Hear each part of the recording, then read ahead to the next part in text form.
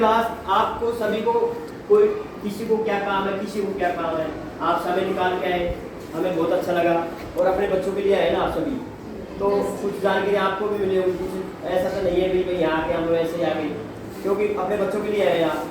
तो वहाँ जाएंगे तो सब देखेंगे, नहीं, ये क्लास जब मुझे मिली थी, इस क्लास के अंदर एक भी बच्चा ऐसा नहीं था जिसको बुक पढ़ना आती है, एक भी बच्चा। लेकिन मैंने प्रयास किया, तो इस क्लास के अंदर पहले तो ज़्यादा बच्चे थे, लेकिन आप जो बच्चे हैं इनमें से लगभग एक भी बच्चे को जिसको सीखना नहीं आ रहा उसको लगभग अब 15 बच्चे ऐसे हैं जिनको बुक पढ़ना आती है। तो इनके लिए तारीफ बनती है कि नहीं, बताओ? बनती है ना? मतलब मेरी बात पहले कई सालों से 5वीं क्लास पढ़ा रहा हूँ, लेकिन इस साल मुझे 3री क्लास मिली है, लेकिन इसी का सर्वे हो रहा है। तो आप सभी, हाँ देखो, आप सभी पेरेंट्स से रिक्वेस्ट है मेरी, आप अपने बच्चों पर ध्यान देंगे जरूर। अगर बच्चों को बुक पढ़ना आ गया, उनको अभ्यास करना आ गया, तो वो अच्छी तरह से सीख जाएगा।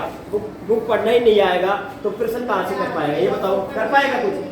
अगर कोई प्रश्न देंगे हम, जैसे मैंने एक प्रश्न दे रखा है, सुन लो सभी से कहता हूँ, नीचे लिखे शब्दों में से सही वर्तनी वाला शब्द चुनना है। तो इसमें देखो उज्ज्वल उज्ज्वल उज्ज्वल, ये राइट है तो इस पे गोला करना है इसको, और उसमें ओ एम आर शीट में भरना है, उसमें भी गोला करना है। ये एक ही काम नहीं है, आपको सिखाना, आपको बताना है। इसी तरह जैसे ये प्रश्न दे रखा है गणित का, ये हिंदी का, ये गणित का, त्रिभुज की आकृति कौन सी है? तो आप बच्चों को आकृति का ही पता नहीं होगा तो कैसे बताएगा? इनमें से जैसे ये क्या है, भरा गया है, ये क्या आयत है, ये त्रिभुज है, तो इस पे हम गोला, जैसे कौन सी आकृति त्रिभुज की है तो इस पे गोला लगा देंगे, राइट आंसर। तो बच्चों को समझ आएगा ना, लेकिन आप मदद करोगे आप सभी। इसी तरह देखो ये प्रश्न दे रखा है, शालिनी बहुत भूखी है, उसे खाना पकाना नहीं आता, उसके पास 4 चीजें हैं, इनमें से क्या खा सकती है? बताओ। उसको खाना पकाना भी नहीं आता, उसको कच्चा ही खाना है। लेकिन देखो मक्का, टमाटर, चावल, गेहूं, कौन सी चीज तो खाना पकाना तो आता नहीं, ऐसे ऑप्शन आएंगे। इसी तरह ऑप्शन आएंगे उन, जैसे टमाटर हमने गोला कर दिया। तो इस तरह आपको समझाना है, बच्चों को बताना है। मेरी तो यही रिक्वेस्ट है आपसे, अगर मानते हो आप। बच्चों का स्तर तब सुधरेगा तब आप पेरेंट्स ध्यान देंगे। कई पेरेंट्स ध्यान नहीं देते, बच्चों को एक्सरसाइज चलता रहता है। नहीं, जो बच्चा सीखे, स्कूल में नहीं आएगा तो कैसे सीख पाएगा, बताओ? नहीं आएगा। तो कई बच्चे क्या करते हैं, एक दिन आते हैं मेरी क्लास के अंदर, कई दिन तक नहीं आता हूँ, अब उसको क्या सीखेगा? फिर आएगा फिर चले जाएगा।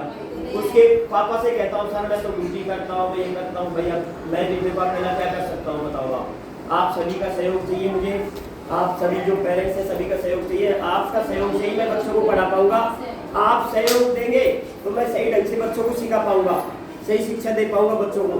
तो आप सभी को जरूरी है, ये एनएएस का पेपर होगा, राष्ट्रीय उपलब्धि सर्वेक्षण, इसको जरूर ध्यान देना है। ये कब होगा बच्चों पेपर? कब होगा बच्चों पेपर? ये 4 दिसंबर। 4 दिसंबर को होने वाला तो नवंबर में था, लेकिन ये बढ़ा दिया गया है, तो आप ये दिसंबर में 4 तारीख को होगा। उससे पहले आप सभी तैयारी करें। जिन बच्चों को पढ़ना नहीं आता उनको सीखना है सही से, और जिनको सही प्रैक्टिस आती है बच्चों को पढ़ने की, वो अपने वर्कशीट निकालो, या वर्कशीट में मैडम प्रिंसिपल से रिक्वेस्ट करूंगा, वो भी निकलवा के देगी। मैं हर बच्चे से एक वर्कशीट करवाऊंगा, अपने आप पूरी बना कर बैठाऊंगा, और एक बच्चे का सही से टेस्ट दूंगा। गहन निरीक्षण करूंगा, अध्ययन मतलब बच्चों का पूरी गहराई से मूल्यांकन करना है इनका, बच्चों का सही से गहराई से, ये कितना जानते हैं, कितना क्या करते हैं। ऐसे तो मैं पेपर दे दूंगा, कई बच्चे क्या करते हैं इधर-उधर से देख के लिख लेते हैं, तो वो पढ़ाई नहीं है, वो पढ़ाई नहीं है ना। तो बच्चे को आएगा थोड़ी बहुत चीटिंग करके लिख लेगा। तो आप सभी पेरेंट्स को ध्यान देना है। धन्यवाद सभी का।